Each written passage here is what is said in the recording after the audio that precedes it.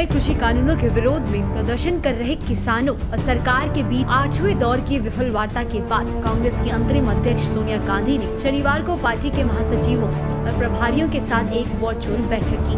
सूत्रों के मुताबिक इस बैठक में मौजूदा राजनीतिक परिदृश्य और किसानों के मुद्दे पर चर्चा हुई। बैठक में सोनिया गांधी, कांग्रेस महासचिव के.सी. वेणुगोपाल के अलावा उत्तराखंड के पूर्व मुख्यमंत्री हरीश रावत समेत कई अन्य लोग शामिल हुए। शुक्रवार को प्रियंका गांधी वाड्रा पार्टी के सांसदों और विधायकों के साथ पिछले 33 दिनों से 3 कृषि कानून के खिलाफ चल रहे विरोध में शामिल हुई थी। प्रियंका ने कहा था कि वे कांग्रेस किसान संघों की मांग का पूरे दिल से समर्थन करती हैं। उन्होंने आगे कहा कि हम पीछे नहीं हटेंगे। इस गतिरोध का एकमात्र समाधान ये है कि सरकार को तीनों कृषि कानूनों को निरस्त कर देना चाहिए। बता दें कि किसान संघों और सरकार के बीच अगले दौर की बैठक 15 जनवरी को होने वाली है।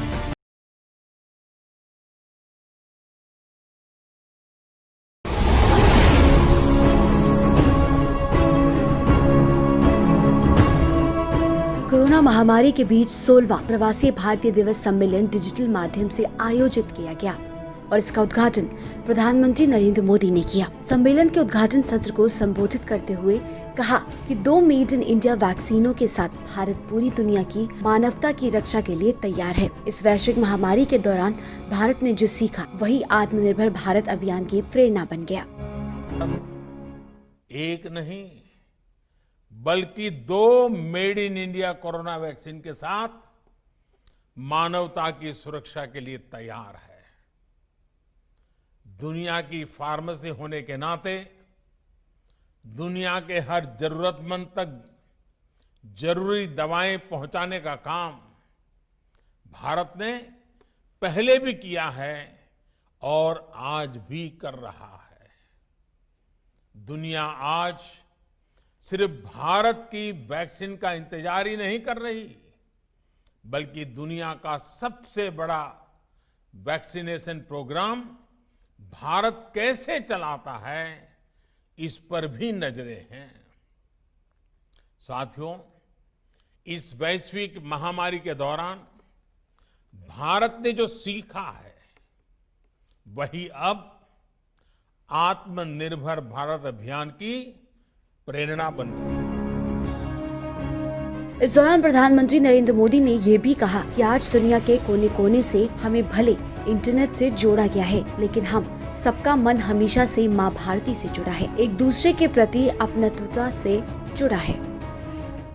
आज दुनिया के कोने कोने से हमें भले ही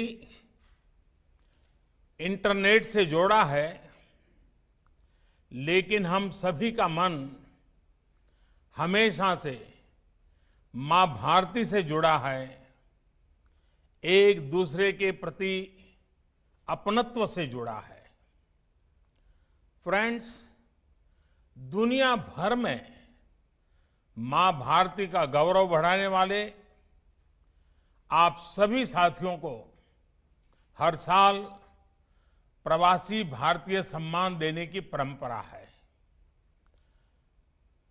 भारत रत्न स्वर्गीय अटल बिहारी वाजपेयी जी के मार्गदर्शन में जो यात्रा शुरू हुई, उसमें अभी तक 60 अलग अलग देशों में रहे करीब 240 महानुभावों को ये सम्मान दिया जा चुका है।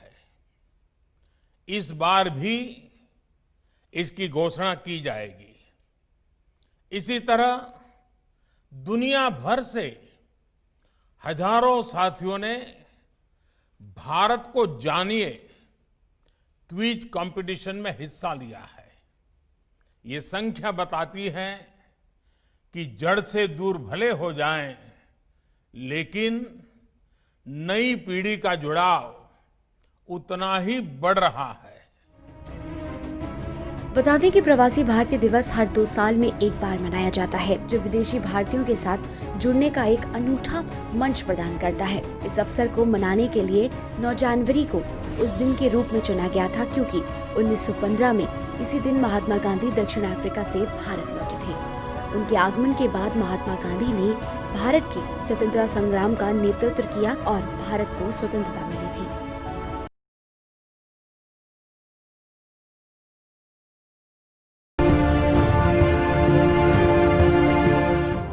देश में कोरोना का असर कम होता नजर आ रहा है। स्वास्थ्य मंत्रालय के शनिवार सुबह जारी की गए आंकड़ों के हिसाब से भारत में पिछले 24 घंटों में कोरोना वायरस के 18,222 नए मामले सामने आए हैं और 228 मौतें हुई हैं। इसके साथ ही देश में इस बीमारी के कुल मामलों की संख्या बढ़कर 1,04,31,639 हो गई है, जबकि अब तक 1,50,798 लोगों की मौत हो चुकी है। देश में अब तक कुल 1,56,651 कोरोना मरीज ठीक हो चुके हैं। रिकवरी दर 96.41% है, जबकि मृत्यु दर 1.45% है।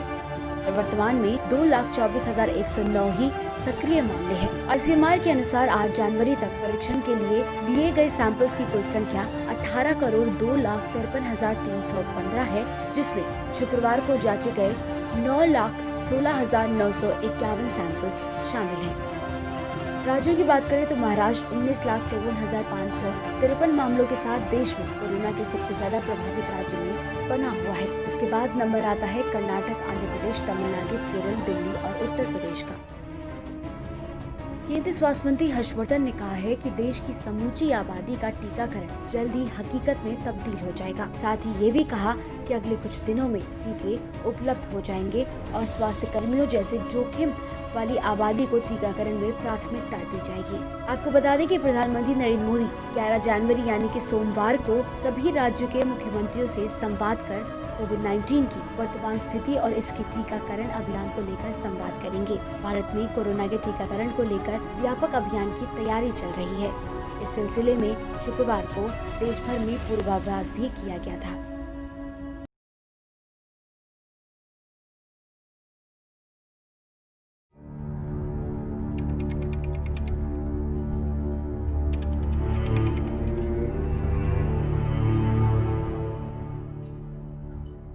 महाराष्ट्र के भंडारा के जिला अस्पताल में शुक्रवार रात लगी आग ने 10 माताओं की कोख सूनी कर दी है। हादसे में अब तक 10 नवजात बच्चों की मौत हो गई है और 7 बच्चों को बमुश्किल बचाया जा सका है। पूरी घटना की जानकारी देते हुए अस्पताल के एक स्टाफ ने कहा कि उन्हें 1:45 बजे रात को कॉल आया कि ऊपर बच्चों के वार्ड में आग लग गई है। रात को करीब 1:30 से 2 बजे के बीच में यहाँ पर जो न्यूबॉर्न केयर यूनिट है हमारा, उसमें आग लगी थी और इस दुर्दैवी घटना में करीब 10 बच्चों की मृत्यु हुई है और हम 7 बच्चों की जान बचा पाए हैं। सर, इंक्वायरी किस तरीके की होगी? इसमें डिटेल इंक्वायरी की जाएगी और उसमें क्या कारण रहा इस घटना का, इस पर उसको चिन्हित किया जाएगा। कारण क्या लगता है? नहीं, अभी कहना बिल्कुल मुश्किल है। हमने फायर कॉलेज के एक्सपर्ट्स और इलेक्ट्रिकल इंस्पेक्टर्स बुलाए हुए हैं, वो उसको देखने के बाद सही कारण बता पाएंगे। दरअसल महाराष्ट्र में नागपुर के नजदीक भंडारा जिले के सरकारी अस्पताल में बीती रात करीब 2 बजे आग लग गई, जिसे जिला अस्पताल के सिक न्यूबॉर्न केयर यूनिट में भर्ती 10 नवजात शिशुओं की मौत हो गई और 7 बच्चे झुलस गए। आग लगने के पीछे शॉर्ट सर्किट को कारण बताया जा रहा है।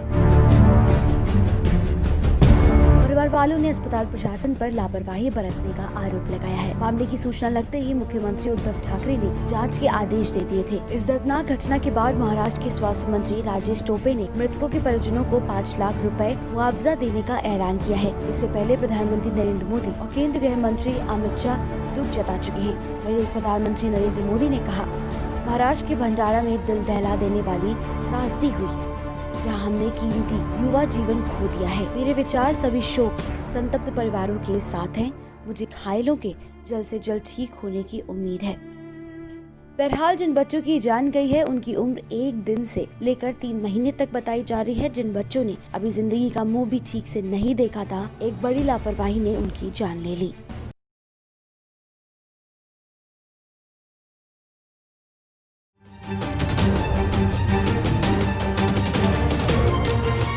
कृषि कानूनों के मुद्दे पर किसानों और सरकार के बीच आज शुक्रवार को एक और दौर की बातचीत हुई। करीब 3 घंटे चली ये बैठक भी बेनतीजा रही।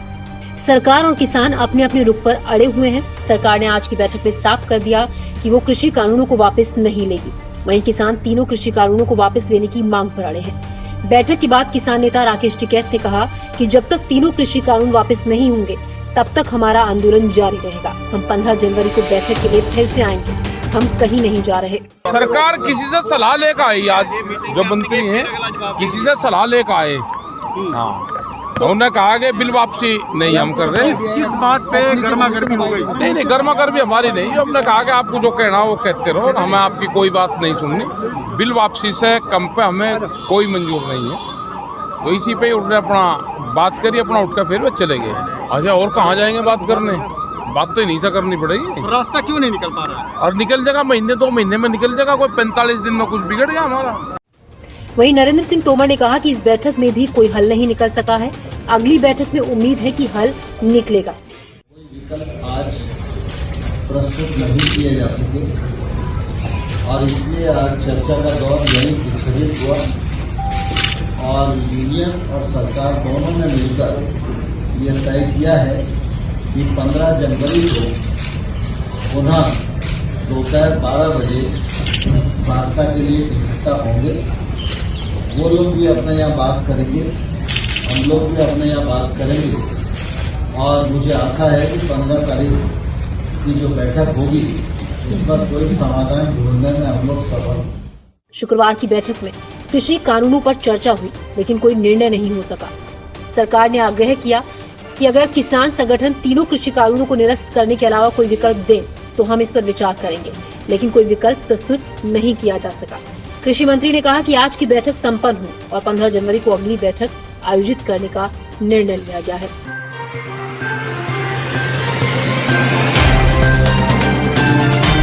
Subscribe now and press the bell icon. Never miss an update.